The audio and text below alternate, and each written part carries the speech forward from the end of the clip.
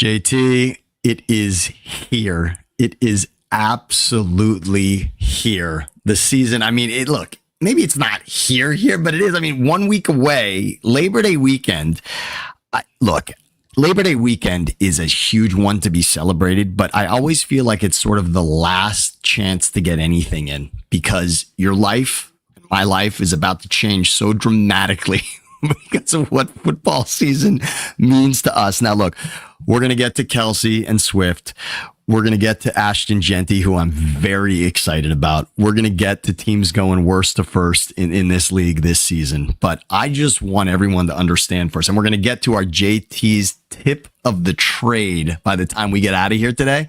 But let's start it out with this. Let's start out with one thing. I know you've already hit this, and it's important. But there's big news in the world, and you can call it football news if you'd like. I imagine you're going to challenge me on this, but we've got, there's an engagement, and it was a pretty big deal to a lot of people. I'd love to know where you stand on this, but it is officially here. We've got Travis Kelce and Taylor Swift officially engaged. I consider it big news. Do I consider it big sports news? You know what? I'm going to say, yeah, you know what? It's big sports news. It's big sports news, but you've, I'm sure, had a chance to marinate on this. Where do you see this? Wow. First off, this is in my wheelhouse. If you go, what's in JT's Mount Rushmore, it's this topic. So first off, a couple of things. As I've said for decades to you, when you produce with me, and we've been friends for, speaking of Labor Day, I got married Labor Day weekend 26 years ago. So we're coming up on that. Happy anniversary, Julie. Let's go. Yeah. When I got engaged, it didn't go over ESPN.com and I got an alert on my phone. So in Vegas, we have these things called monsoons that only happen this time of year where there's flash flooding. And it could happen. So you get an alert on your phone or an emergency comes on your phone and you look down. Oh, yeah. You say, deal. Oh, my God. Big deal. There. I got an alert. Just happened. Yeah, big deal. I got an alert from ESPN.com that a football player got engaged to a starlet. That is everything my blood and my bones and my soul are against in sports. Sports is supposed to be a refuge of politics, of everything. And I don't want that in my sports. Now, am I biased because I'm in the Raider Nation? Absolutely. If a Raider was dating Taylor Swift and getting married, would I be different? Probably not, but I'd stay in my lane so I wouldn't lose my job, but I'd be disgusted by it too. So this is not sports. It's an athlete. I told you before we started this stream, probably 100 NFL players got engaged over the summer. 50 got married over the summer. Not one of them was on alert on an app, on a website, breaking news when this happened. And it's happening now. And as I said last night on my Mad Dog radio show, I looked up the definition of bandwagon fan. Bandwagon. You can all look it up. And basically, this is the definition of how the Chiefs are building their bandwagon. Millions of fans at a time. The Chiefs were irrelevant from Super Bowl 4 to Super Bowl 54. They had a 50-year drought. People are giving Jerry shit for having a 25 or 30-year drought. Now the Chiefs took over for the Patriots dynasty, and we're promoting who the players get engaged to. That's where we're at. That is the definition of a bandwagon. And Kansas City now officially has the largest bandwagon of fans anywhere around the globe. All right. Now, this is The Kingdom. For those that aren't watching, The Kingdom is something you can check out right now. Go to your Roku. I believe it's a Netflix, but either way, just go to your Roku. They'll figure out where to find it. By the way, it's my favorite thing to do when it comes to streaming, JT. What happens anytime someone tells you a new show? What is your first question to them? Where do I find it? Right? Yeah. My favorite functionality. Everyone should get a Roku. It's going to cost you $30 to $40. It turns your TV into a smarter TV. Trust me, if your TV is not already Roku enabled, do it because it's just so great. And you type into Roku, whatever show you want, and it'll take you wherever you got to go for it. You don't have to figure that part out. But The Kingdom is essentially, right now we're all watching this Cowboys doc with Jerry Jones and Jimmy Johnson. It's spectacular, right? I mean, it's so good, the making of that dynasty. But The Kingdom is essentially a live in this moment version of that, because we have to admit the Chiefs, despite the Super Bowl loss, that's a dynasty. That's a dynasty. It's Chiefs Kingdom, and they're calling it the Kingdom. Can I just say how much I disagree with you on this part of it? I love that Travis Kelce and Taylor Swift are together, and it happened. My love for it happened in a similar environment that you and I are in right now. When I watched Taylor Swift talk to her fiance now with his brother on that show for the first time in my life, I said, wow, Taylor Swift at the end of the day is just a girl dating a guy. Now that might feed your point, which is then why the hell is that news, Sammy? But JT, at that level, it gives hope to every one of us. You and I have to admit that the idea at some point in our lives that we would be engaged to or dating Taylor Swift, it never crossed our minds. And frankly, you have to understand, and if you watch them speaking about how they met, Travis Kelce had no idea how he was going to get into Taylor Swift's life. He had no idea. And then he rides an elevator down and he's trying to get close during her concert. And then she's there.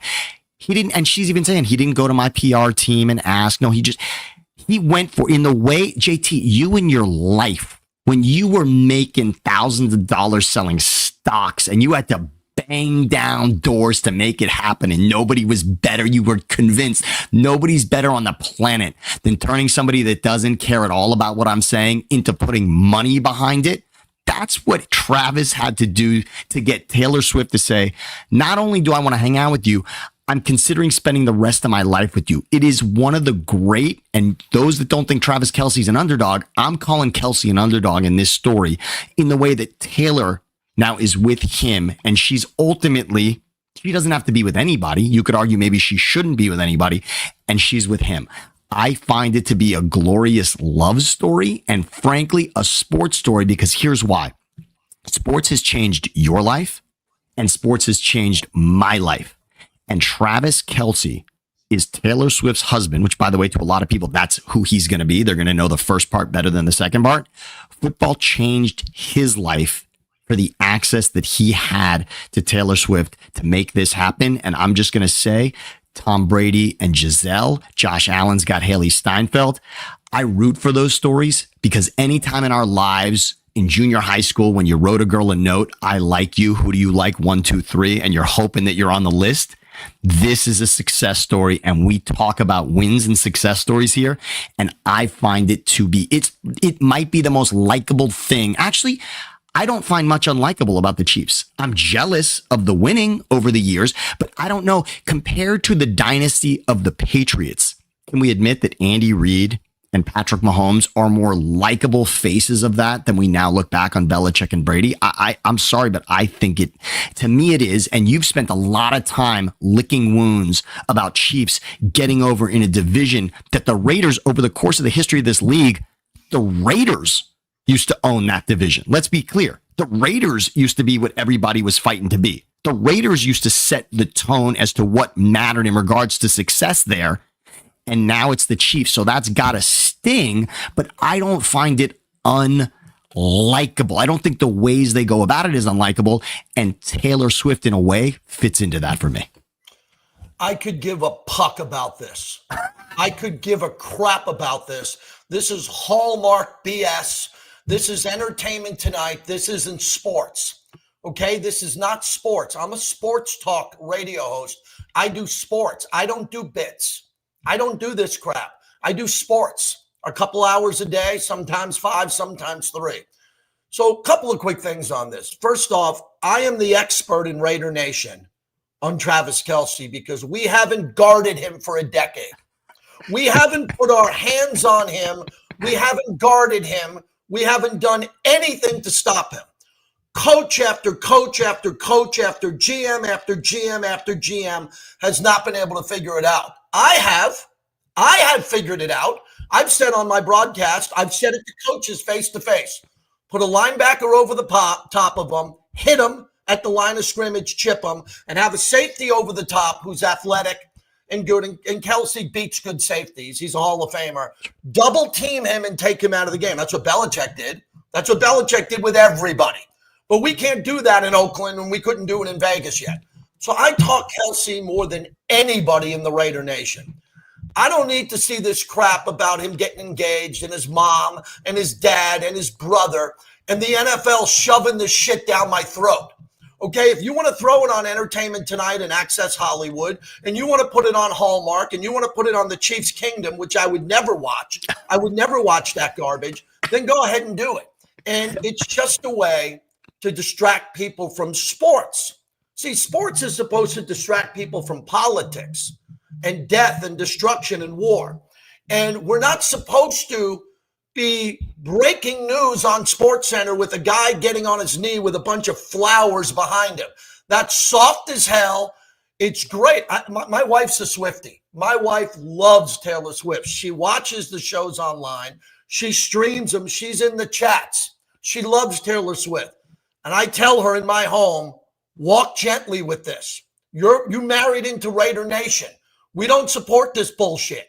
And I'm sick of it. And when they put it on ESPN and it broke on my phone, and it was the top story on Cut Down Day, where men's lives came to an end and they got fired in the NFL. They lost their jobs and they got moved to the practice squad. And this was trending as the number one story. It's everything JT the Brick's against in the third person, everything that I despise in sports.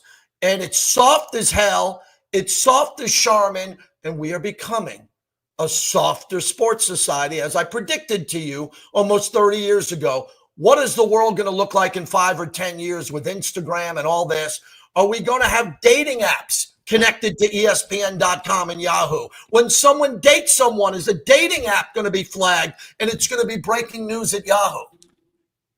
JT, 5 years ago, no, 10 years ago, you and I have a very good friend, one of my best friends, Jason, you know him well. He was the ABC entertainment correspondent for all of their national radio. And he said to me, Sam, in this position over the years, it'll be my job to see some of the greatest icons in entertainment of all time. And if we get a chance to go do that live, I'm going to make sure we do it. And Taylor Swift was at what was then called Staples Center. And he said, we are going to see this in action. And I said, no problem. And at the time I'm thinking, am I really into her music? I have no idea. It's not necessarily something I think about, but I'd love to go and check this out in person. We go there. And what was the moment that sunk with me more than anything else? First of all, that was an amazing day. Kobe Bryant was on stage with her. It was unbelievable. And then she points to the rafters at Staples. And you know what unfurls? The Taylor Swift banner at Staples Center, crypto, for all of her performances and what she's done from that crowd. And my line from that day was, wow, the Clippers don't have a single thing hanging from those rafters, but That's Taylor good. Swift does. That's It was unbelievable. And I saw in that moment the power of who she was, and it connect forever. I think that made it okay. Seeing Kobe on stage with her, seeing the banner at Staples Crypto, that day solidified for me. You know what? She is on that level because we put certain people, we're so used to watching people in the Super Bowl. You opened me up to what the Champions League is. This is the stage that we're used to seeing people perform and excel and succeed at. And she's done it in her world in a way that, frankly, the Kingdom or Jerry's Dynasty or America's team can only hope to be. Yeah, she's a pop star. She's the best of all time. She surpassed Madonna. She surpassed Mariah Carey, J-Lo, Beyonce. That's not what this conversation's about. This conversation simply is about crossover in life. Everything that crosses over. I speak for millions of people who are not Chief fans. The topic is twofold for me. Keep this out of my sports thread. I understand why it's there, but keep it out. And secondly, I despise bandwagon fans. I despise it. I don't care what sport it is. I don't care if it's the NBA. Look, Michael Jordan had one of the biggest bandwagon fan bases. The Bulls fans, the core, unbelievable fans. Sweat, heart and soul. Who was their best player before that? Jerry Sloan, right? Nobody. No, he's not even worth talking about. Yeah. Right. And then Jordan comes along and millions of fans around the globe became Bulls fans because of an individual athlete who dominated. Okay, I get that. I can live with that. I'm not interested in fans galvanizing to a team and gaining millions of fans because of a pop star. That's what I'm against. And am I jealous? Yeah, I'm jealous. I don't like the Chiefs. I don't like the Red Sox. If this happened with Big Papi in the heyday against the Yankees and he married some iconic global star and it was breaking on my ESPN app or Yahoo, I'd be just as pissed off. But the Kelce thing is really interesting to me because I'm happy for any couple that gets married. We need more of that. And I'm happy for people that come together and find each other. And I think this is more than just a fake made for TV romance. There's probably some truth to it. Now, if you ask me to take the over under on the 5-year wedding anniversary as I'm going for 26, I'll take the under all day long. And I don't bet. Matter of fact, that might be the first bet I ever make is I'll take the under on that. But that's a topic for a different day. We'll move on from this quickly.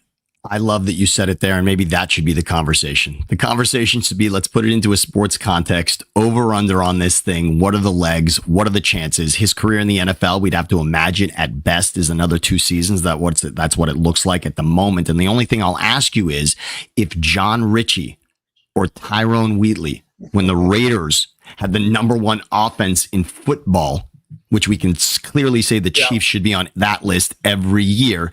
If Richie or T. Wheat were engaged to Madonna at the time, whoever we want to put on that level, would there be a level of excitement with this? Would we see it? And frankly, look, it's hard to go back 25 years, which is what we're doing now. And congrats to you and Julie again. But if we're going back then, we're talking, 01, 02 would be for those guys at the height of where they were. Would that be different? If it was a Raider, and the Raiders were at that level at that time, would that be a different story? Do we think that I think we'd wrap our hands around it. I also think the world would see it as kind of worlds colliding because I think the Chiefs are likable, whereas the Raiders, there's this vicious jealousness for when the Raiders are great. It's almost on that Cowboys level where you love to hate them when they're great. That really happens a lot in Raider Nation. And I wonder how likable this would be in the rest of the world because I think most of the world disagrees with you right now. And if it was a superstar Raider at the height of Raider success doing this, I bet the world would lash out at it. Well, I think a better example would be Derek Jeter.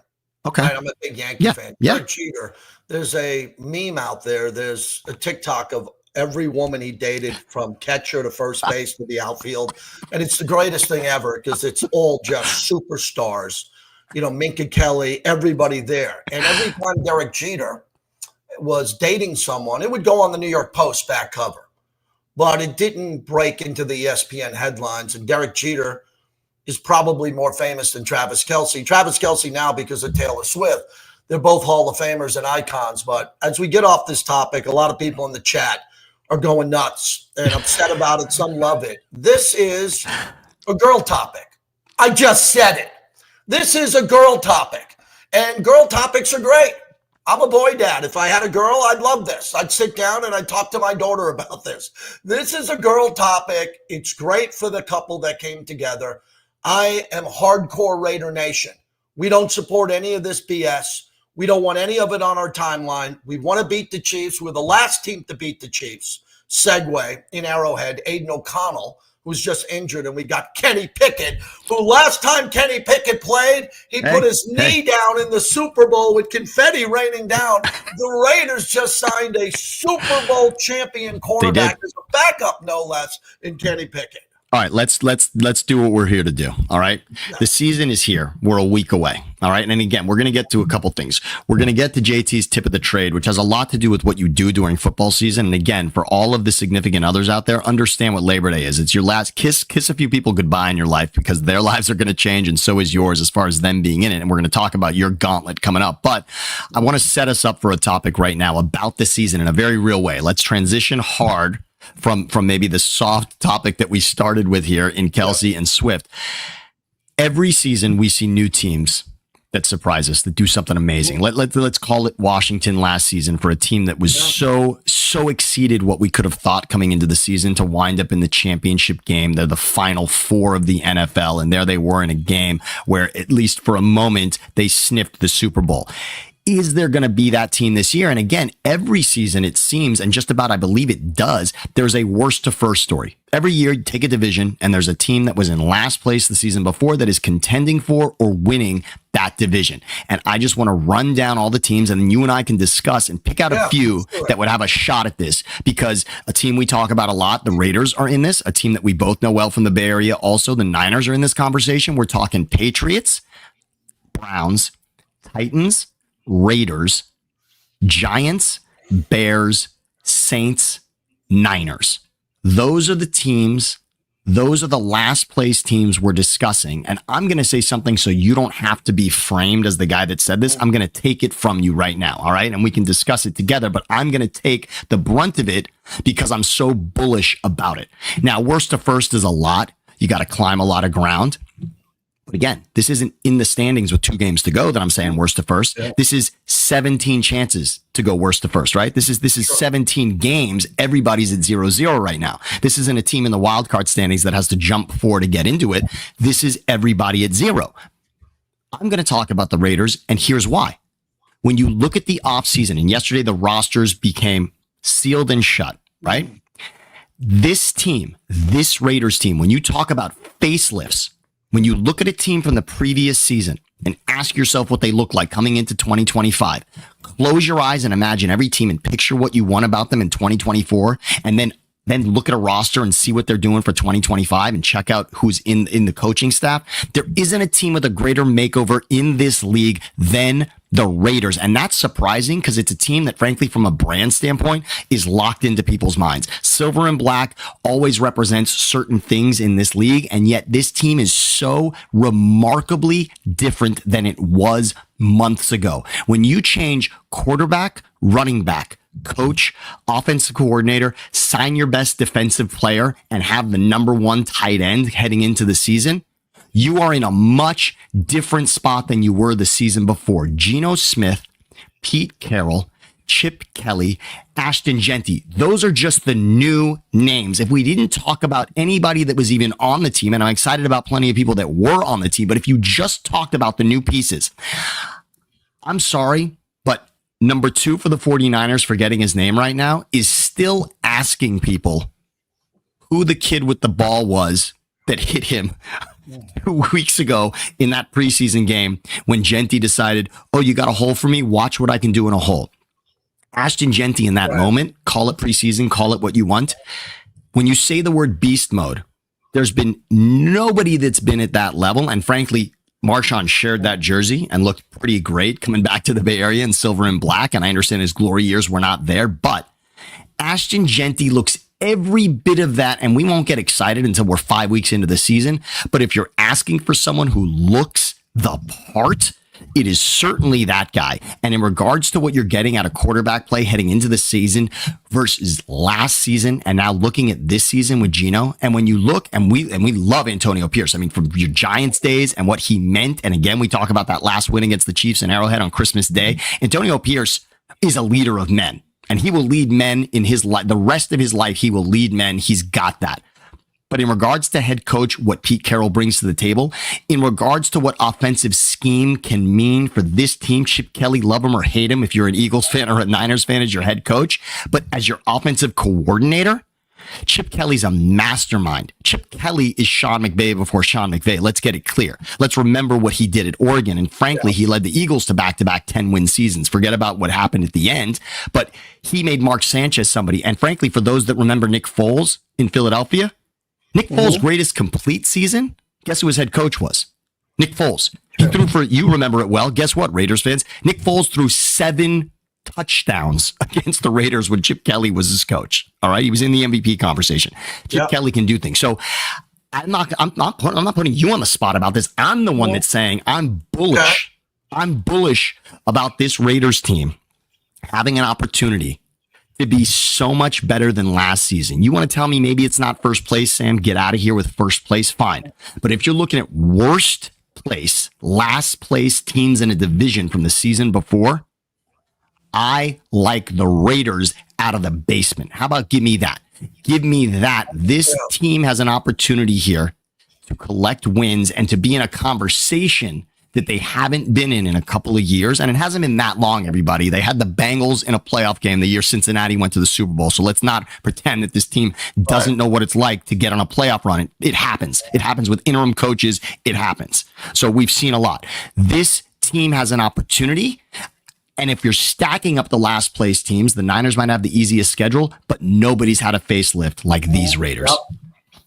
Yeah, I think the Raiders as an organizational chart with the addition of Tom Brady and Pete Carroll probably have changed the most out of every team in the NFL. And then with Geno Smith and Chip Kelly, the highest paid coordinator ever, Patrick Graham, who was the finalist to be the head coach of the Jaguars, he's the defensive coordinator. The Raiders are vastly improved if everybody stays healthy. They don't have a lot of depth. They don't have really any big-time corners, which is concerning. You know, it is. Jacorian Bennett went to your Eagles, and he was arguably the best guy they had, and they let him go. So that's a concern for me. But Max Crosby, as you mentioned, yeah, I think if the Raiders were in the AFC South, I would say worst to first. They're in the AFC West, and as much as I was ripping Kansas City a few minutes ago, I can't see them leaping over Kansas City in the standings. What I'd like to see the Raiders do is they beat Denver 8 in a row for 4 years, and then they got swept by Denver last year, and they usually split with the Chargers, and the Chargers are different. That's a different podcast and stream. But I'd like to see the Raiders go from last to maybe 9 wins, 10 wins, and be in consideration to do this. They have a gauntlet of a schedule just because they're in the AFC West and they're playing the NFC East. So they have Philly in Philly, Washington in Washington, Dallas on Monday Night Football. You know, it's a tough schedule. And, you know, getting off the Raiders, I think the Raiders will be vastly improved. The Niners have the wildest schedule. I think we talked about this a month ago. Yeah. The Niners have the easiest schedule I've ever seen for a last place team. It's remarkable because the Giants have the hardest schedule I've ever seen for a last place team. Now, if the Giants had an easy schedule and the Niners had an easy schedule, I wouldn't say anything. But compare the Niners and the Giants schedule and your head will pop. Yeah. So as you talk about the Giants have this cool differential stat going with them. The Giants front is sick. The Giants got 4 edge rushers who are playing on the field at the same time. So they're going to blow up some games just on strip sacks and things that you just handicappers don't know when a strip sack's going to come on a team 6-yard line. They don't know. And the Giants can do that, but their schedule is going to be really tough. And then I think the Niners will go from worst to first or second and be a playoff team, no doubt. And then out of all the other teams that you mentioned, I think the Raiders will be improved. The Giants are improved, but they're not going to go anywhere with the schedule. The Titans, I didn't watch a lot of Titans. I saw some Cam Ward highlights. I think they'll be better, but they're not a year away. They're 2 years away. And the Bears intrigue me because the Bears have a good roster and they completely upgraded their offensive line with 3 new starters. So they're going to protect Caleb Williams a little bit better. He's got receivers and a tight end who are good. And they're fundamentally based as a defensive, outdoor, cold weather football team. I think the Bears are that team that we got to be talking about a little bit more with their schedule. I mean, I think it's a pick'em game when they play Minnesota with J.J. McCarthy, who's never played a game. Oh, you traded for Adam Thielen, but you left Sam Darnold go after 14-2. Okay, you were really close, Minnesota, and you let a 14-2 quarterback go. Oh, he didn't play good in the last game. Yeah, he's playing Detroit. Detroit was the best team in football. He didn't play well in the playoff game. You're right. Didn't play a great game in the playoff game. The competition's better. So, you know, the Packers are pretty good, but they're not world beaters. So I think the Bears are a team that I'm keeping a real close eye on, Sam. Well, I love that you said that. And I want to just make, one more point in regards to the Raiders schedule. You're right. It's doing nobody any favors, but this is all for the Raiders. I think success could be clearly defined by one thing. If they went 3-3 in the division, that would be massive. If the Raiders, if the Raiders went 3-3 in the division, they're a lock to go to the playoffs. A lock. If they go 3-3 in the division, they are a lock to go to the playoffs. That's 3 wins out of the 10 they need with Jacksonville, Tennessee, the Giants, the Browns. The list goes on and on. I'll find you 7 other wins, but 3-3 in the division is a big deal. But fortunately, Pete Carroll's beat all these coaches multiple times. So he's the guy to go do it. He is the guy to go do it. And let's look again at the list of teams, and you said Bears, and I want to go back to the Giants quickly because that's an interesting one. We think the Raiders will be improved when you're really going worst to first. The Niners, if you look at the Vegas odds right now, the Niners are the team that everyone has poised to go clearly worst to first, and their schedule is the easiest we've seen in 10 years. There's not been an easier schedule. Now that's what happens when you finish in last place. Guess what? When you finish in last place, you get that benefit. You get to play a last place schedule. And the difference between what the Niners schedule is and what the Rams schedule is, that's what happens. This is what it comes down to. The bottom line is when you're the Niners, look at these games, the games that stand out for the Niners, the swing games are this. Look at it this way. This is what happens. This is the difference, everybody, between last place and first place. When you go and you slide down to week 9 for the Niners, that Giants game is an Eagles game. That the Rams have to play. All right. And then slide over to week 13. That Browns game for the Niners is a Ravens game for the Rams. And slide down here, week 17. That Bears game is a Lions game for the Rams. So that's where your opportunity lies. But the other team that I really want to discuss here is the Giants. Now, again, as an Eagles fan and clearly with the Super Bowl champs there, can you really say worst to first? Maybe not. But let me share something that I shared with my cousin Joe, who's a huge Giants fan. Uncle David's son Joe is, for some reason, even though we're all Eagles fans, he's a Giants fan. But I had to share this with him because you want to joke about what the Giants may have done. But I want to remind everyone, for those that question the Giants front office, Jackson Dart, and you know this, JT, on draft day, you know who wanted to draft Jackson Dart? You know who had him on the card ready to hand in? Sean McVay and Les Snead. That's the guy they wanted. They told Matthew Stafford to go look. Remember, Matthew Stafford was told to go, if he wants to find other work, to go talk to other things. Matthew Stafford may have been a Giant. Matthew Stafford may have been a Jet. There were moments in time. And then they said, all right, we reworked his contract, whatever that means. And he's back and we're excited. And then on draft day, they said, just Jackson Dart kid would be nice, backing up Stafford, being the next Stafford. And what happened? Your Giants came in and traded ahead of the Rams to take Dart. And what happened then? The Rams traded out of the first round and said, we don't even need a first rounder. So the Giants, theoretically, no matter what you think of Russell Wilson, no matter what you think of Jameis, but if Jackson Dart, Malik Neighbors, and Carter are the future of that team, the cornerstones of that team, look at this. Giants preseason, this is what it says. They're the 8th team since 2009 to finish a preseason with a point differential of plus 60. 6 of the previous 7, because remember, they're the 8th. So 6 of the previous 7 made the playoffs. 2 of those 7 won the Super Bowls. And those 7 teams combined had 11 wins per season on average.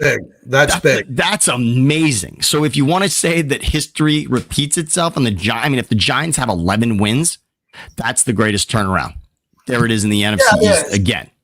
Yeah, and let me just say this about the Giants. I've always been a believer in Russell Wilson, all right? A believer in him. There's no guy in the league since Brady retired who prepares for a game better than him. Nobody, I repeat, nobody prepares for a game the way Russell Wilson does in the classroom, on the field, coverages, checkdowns. Russell Wilson is number one. Drew Brees is gone. He was there. Peyton Manning and Brady. Now Russell Wilson is that guy. Let me tell you something. If Russell Wilson gets the ball out on time and the Giants turn the ball over and the Giants give him a short field and Malik Neighbors is going over the top and Russell Wilson throws one of the best deep balls in football, the Giants have a puncher's chance to win a couple of games in the fourth quarter where last year they were just blown out in the fourth quarter. They couldn't come back in those games. They didn't have the ability to do that. So I think the Giants, what they have to figure out is when will it be this year where they bench Russell Wilson and turn the team over to Jackson Dart? Because that's the moment they put up the white flag and say, we're done. We're not going to compete with the Eagles. We're not competing for the wild card. We're out. We're going to get Jackson Dart ready to go. Remember, we saw something unique. Kurt Warner was the quarterback who started ahead of Eli Manning when Eli Manning was drafted. And he played the brunt of that season until Eli came in. And then they gave Eli the reins, and the rest is history. That's what I think is going to happen to Jackson Dart. But if what Russell Wilson is 3-3, Sam, or 3-4, he ain't going to the bench. The Giants, if Brian Daboll's one game under 500 in week 7 or 8, you better believe his job's on the line and he'll stay with Russell Wilson. I love that you brought up Kurt Warner and Eli Manning. And I'll remind everybody, by the way, Jerome McDougal, Manning's first game, Eli's first game, Jerome McDougal of the Eagles nearly ended Eli Manning's life that day on the field. Yes, I remember that well. It was a devastating hit where Eli was looking the opposite way. It was a blindside hit that I'm sure would have been 15 yards in today's game. But wow, when Eli Manning came in for Kurt Warner to start his career. I only want to say this much. In regards to the white flag for the Giants, there is another way to think about it. The Falcons played a Week 17 game against Washington last season with Michael Penix as their quarterback. Had they won that game and they lost it in overtime, had they won that game, they're playing for the division in Week 18. The Falcons are playing for the division in Week 18 if they don't lose in overtime to the Commanders on Sunday Night Football in Week 17 last year. And that's with Kirk Cousins starting the season and throwing for a 500-yard game against the Buccaneers. So there is a scenario also where Russell Wilson plays well for a little bit, and then either is showing signs of not being quite the same guy. Kirk Cousins happened to get hurt, as we found out in the quarterback series, and then Penix comes in and leads what could have been a run to a division title. Different division, NFC South, NFC East, but maybe it doesn't have to be white flag, and it can be, we're going to try this now. Yeah, one other game I want to leave you with on this before we move on to the test is the Niners opening up in Seattle. I was just in Seattle. The Raiders played them to a tie in the preseason. That building in the fourth quarter of a preseason game is about as loud as you can get in Seattle with the 12s. The Niners are banged up. They had 18 guys hurt a couple of weeks ago when they were here in Vegas with their joint practice with the Raiders. Who's their number one receiver? Juwan Jennings? Yeah, Juwan Jennings is not even. No, Juwan Jennings is not happening. It's Ricky Pearsall right now. Right now, it's Ricky Pearsall. Okay, so that's not Jerry Rice and John Taylor. But Kittle's their number one receiver. If Seattle steals that game and wins that game in the division, I'm going to have a different opinion on the Niners. If the Niners go into Seattle and they win that game, and they're the better team, I think, the better team when they're at full strength, and bringing in Robinson behind McCaffrey was brilliant. They got a two-headed monster now that is as good as any team in football because McCaffrey's not going to play 17 games and Stafford's not going to play 17 games, i.e. Jimmy G. So some guys are not going to play the full season. If Seattle can jump the Niners at home in week one, that will really get my attention in the NFC West. I love it. We're going to go to the tip of the trade here. The only thing I want to say about, you brought up Brian Robinson. If you look at the best duos of backs in this league, I'd have to say right now it's Lions 1, Niners 2. I'd love to hear in the chat if there's a better one. I mean, I have a lot on Genty, but when you're talking about a duo and a running back room, it's Lions 1, Niners 2 right now. And for Kyle Shanahan, that's going to make a difference. And I love Walker and Charbonnet in Seattle also, but I really think 1, 2. Brian Robinson's a number 1 last year. I mean, Brian Robinson is fantasy relevant, and we know Christian McCaffrey for a while was the lock number 1 fantasy player. And I understand it's not a fantasy league, but at running back, it kind of is. That's pretty special. Gibbs and Montgomery, I'll still give it to for what they've done, but McCaffrey, Robinson, JT, this is my favorite part of what we do anytime we get together. And you and I, we talk tips of the trade to each other to give advice all the time. Because you're setting the tone and you're setting new rules about what it means to broadcast, not only in this space, but in the radio space, in the digital space, in the TV space. You've been doing shit different for so long. San Francisco, Los Angeles, Las Vegas. The Raiders followed you to Las Vegas. Let's get it straight there. You went there first and then it happened, which is amazing. But I told everybody that the lives of wives and husbands everywhere are going to change this weekend. Yeah. You think you're celebrating, well, when Sunday turns to Monday and you realize what's actually happening the following Sunday, everybody's life is different now because this schedule guarantees that. The NFL schedule locks in. And look, I'm not a huge fan of Thursday Night Football because of families. I thought football, the sanctity of Sunday was beautiful with one extra day on Monday. I thought taking Thursday for 18 weeks, 16, 17 weeks from everybody is a little aggressive, the bomb that it throws into your week all of a sudden. Your life, I want you to run down the shopping list of what you are saddled with during a season. And here's why. I also want to remind everyone this. I'm talking regular season, but I just want to remind everyone that the preseason, talk about JJ McCarthy. Well, his great game still on paper is a game that you called as the play-by-play voice of Raiders preseason, by the way. JJ McCarthy, Sam Darnold doesn't have a job with the Vikings because of the game you called last preseason when JJ McCarthy got hurt, but he was also so good in that game. The Vikings said, we've seen enough. So you call preseason games for the Raiders. And this year we had a bonus We had a legendary Raider welcome to the Hall of Fame and Eric Allen, a guy we both love dearly. And you were hugely involved in the Hall of Fame weekend as well for that. So you already had a remarkably packed preseason. Now the regular season begins. We've got Silver and Black Productions. We've got Las Vegas radio shows. We've got YouTube streams. We've got Mad Dog Radio, and we've got Raiders commitments every single week of the season. Run us down. If you want to run down a typical week, if you want to run down the most ridiculous week, I want you to tell us the tip of the trade is, how do you navigate football season as a broadcaster who's not only doing it with a national voice, a huge national voice that has impact every night, and also commitments, not just to excellence, but specifically commitments to the Raiders throughout the entire season, along with being a powerful national voice? How do you navigate that? And by the way, an incredible husband and father. Go for it. Well, this is a big one. This could actually be my busiest year where I'm double dipping. So let's start Sunday.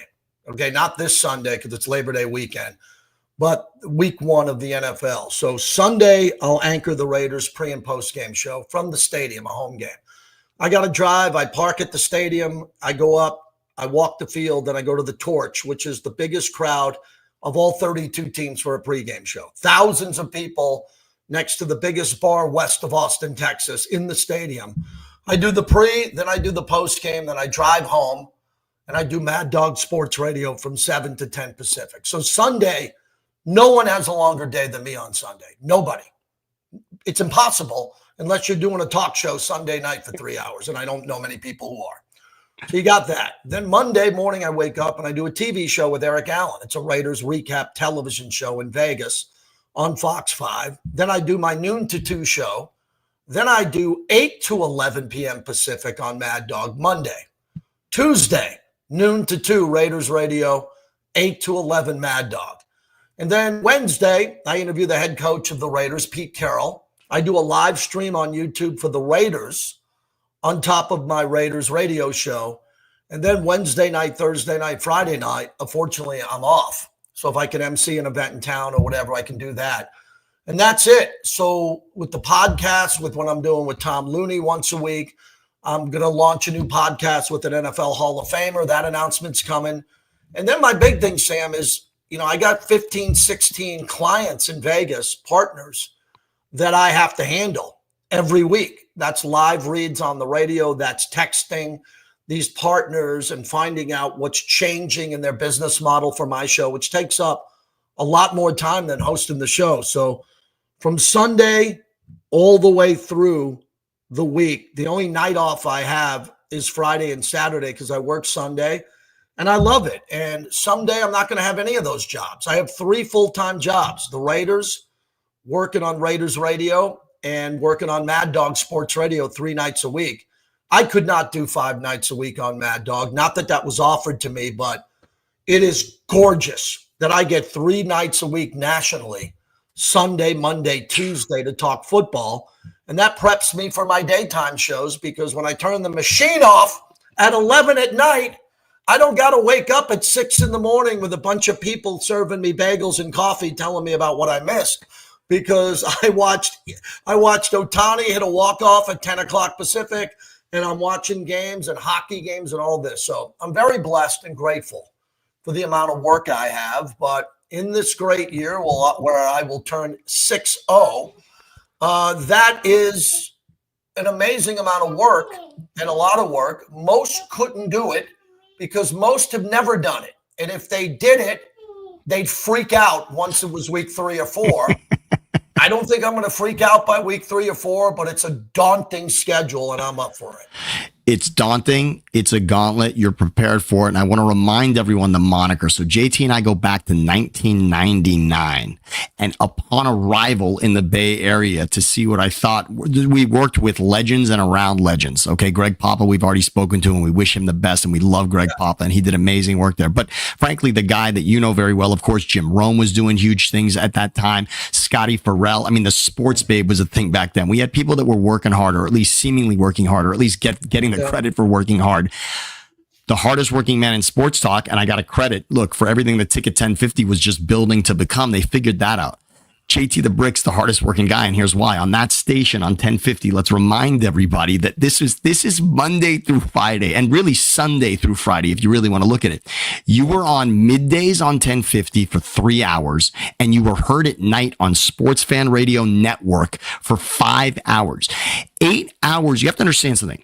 Every hour of content that somebody does, you have to understand, at the very minimum, give that then an hour of prep associated with it. Let's just say let's try to do that math for people. If you're going to do an hour of content, you should put 45 minutes to an hour into what you want to do if you really want to do it well. And if you're trying to do it over the course of many different hours, you got to have different spins and slightly different ways of saying things and ready to go in a direction. And a caller could take you on a tangent that you never expected. So you got to be prepared. 8 hours on the radio doesn't mean 8 hours of work. 8 hours on the radio back then meant 15 and 16 hours of work in a day, where you eventually even got married a couple of years later. I mean, hardest working man in sports talk. You lived it, you breathed it, you did it. And in so many ways, the younger version of yourself would say, yeah, I'll eat that for lunch. You just said it. You're turning 60 and you're still pulling that off. Yeah, Sam, the legacy question, I'm not looking to stop anytime soon. Why do you think I'm doing this today with you? Because I love you as a friend, and I think what you do is great. But I had a caller the other night said to me, he goes, you sound like a billboard, because I'm talking about what I do. And I say, yeah, because no one buys me a billboard. That's been my philosophy my whole career.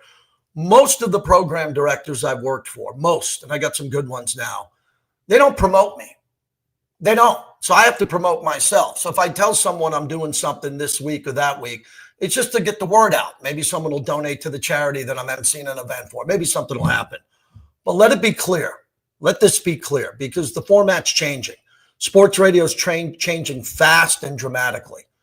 No one will ever talk to as many people on the radio as I have at night in the history of sports radio. I don't need a trophy at some sports radio convention. It'll never happen, because the guys who do late night radio like me and do a great job, they don't have a 5-day-a-week local show. They don't have a full-time job for an NFL team that I'm aware of. So I embrace all this work. It's changed my life. It's helped my family and my kids. I'm not going to do it forever, but I don't see, am I on the back nine? I'm in the beginning of somewhere on the back nine, but I can't see the clubhouse anywhere out in the future. And someday it's going to happen to all of us. They're going to say goodbye. And I'm going to have no regrets. I'm going to think of all those nights at 1 a.m. Eastern, 10 a.m. Pacific, looking at my screen. No one's on hold. Man, I got 18 minutes I got to do, man. No one's on hold. I got to get the phones going. I got to do that. That provided tremendous energy to keep that level up. Fortunately, I still have that energy. And I have really cool platforms on Raider Nation Radio and Silver and Black Productions, and most importantly, Mad Dog Radio at night, and my YouTube channel, thank you, right here, which you helped build. So I'm going to do this for a while, man. And, when it's all said and done, people will say, JT the Brick blank. Not all of it will be nice. Not all of it's going to be kind. But no one will ever have talked to more people than me. Ever. There's not a 19-year-old, a 22-year-old, a 30-year-old guy coming up who's going to achieve what I achieved in this 30-year run. I wish everyone well. Hey, I wasn't the morning guy. I wasn't on midday syndicated on 200 stations. I found my niche. And fortunately, that niche is still alive and cooking, baby. Sound off like you got a pair. That niche you carved, you created, and you've done it. And you mentioned the back nine. There are some golfers that set the course record on the back nine. Nice. Scotty Scheffler at the Masters, or Jordan Spieth. You notice I got the Ryder Cup hat on. I see it. Want to talk about show prep. I was up this morning watching Keegan Bradley introduce his captain's picks. Did your other favorite sports talk host do that? Did your other favorite sports talk host know the captain's picks? You got to be prepped. Part of the tip of the day, we were talking about how to get ready for NFL season. Just go to football games or watch football games. Don't count on the associate producer to write in the teleprompter what you missed. You got to watch the games, man. College and pro. Like, I'm not going to watch every college football game, but I'm going to watch Arch Manning at the shoe. I'm going to watch LSU. I'm going to see Clemson LSU, and I'm going to tune in to Miami, the Convicts versus the Catholics week 1. and feel like I know a little bit about sports. And I will not be talking about Taylor Swift. I'll be talking about football. We wrapped it up beautifully, JT. The tip of the trade. We want to give everybody that. Like and subscribe both at JT the Brick on his channel. Like and subscribe right here. Thinking Out Loud, Siciliano and Sam, where you get plenty of content from Andrew Siciliano and myself. We've got a podcast on Apple Podcasts, on Spotify. Thinking Out Loud, Siciliano and Sam. JT, this is always a pleasure. 45 minutes of free content we like to give you, and it just happened. We even bonused with a little overtime on it. But JT, you have an amazing, by the way, This is barely the beginning of JT's day, just so everyone understands it. So JT, go kick ass the rest of the day. You and I will be talking through this entire football season. We love you here, and we're so thrilled that all of you are here to enjoy JT in these many different ways that you can find him. Sam, you're the best. Let's do this more. I like combining our audiences. All the best to Andrew. I was texting him about Kenny Pickett and other things too, Amari Cooper and some of the moves there. So give Andrew my best, and we'll do this again real soon. I love you, JT. Everybody, have a great one.